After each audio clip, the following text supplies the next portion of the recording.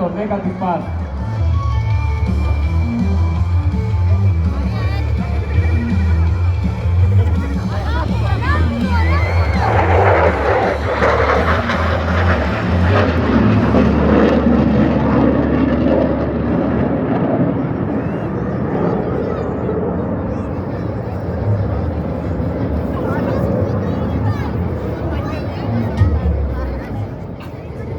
Θα εκτελέσει μπροστά σας 2 στροφές αλλαγής πορείας 90 μοιρών με τα μέγιστα διαθέσιμα G.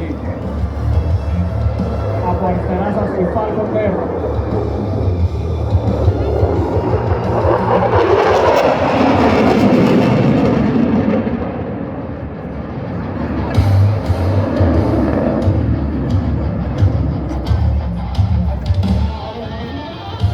Ο εκτάμενος επιβραδύνει το αεροσκάφος για μια διέλευση χαμηλής ταχύτητας με μεγάλη γωνία προσβολής, καθώς θα πετάει με στάση ανόδου 20 μοιρών και ταχύτητα 120 μόλις μιλίου. Στη συνέχεια θα απομακρυνθεί με σχεδόν κατακόρυφη άνοδο και το κινητήρα σε πλήρη μετάκαυση.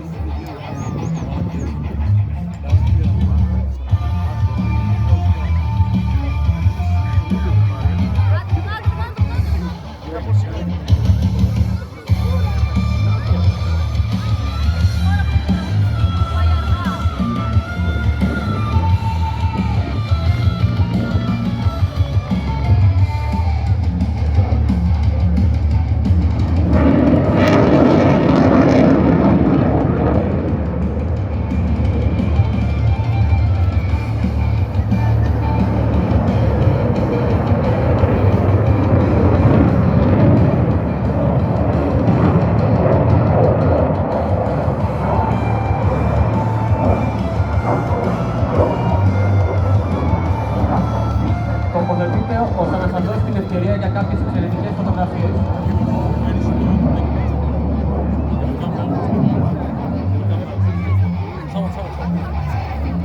Μπροστά σας το F-16 και η αιχμή του δόρατο.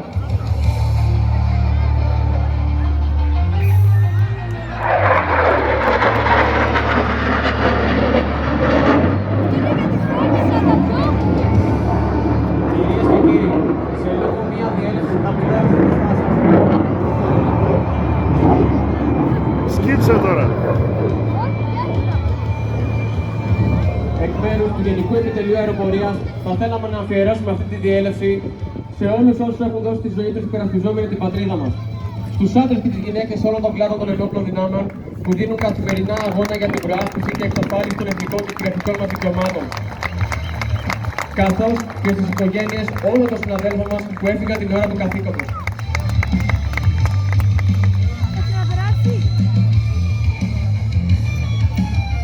Κυρίες και κύριοι, πίσω και δεξιά σας, ο ΖΕΦ και το Dedication Pass.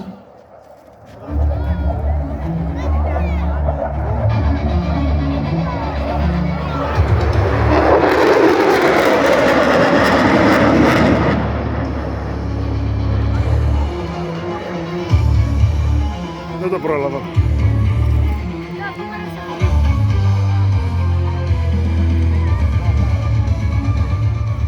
Αυτή τη στιγμή το αεροσκάφος επανέρχεται για μια τελευταία διέλευση πριν συνεχίσει για προσγείωση.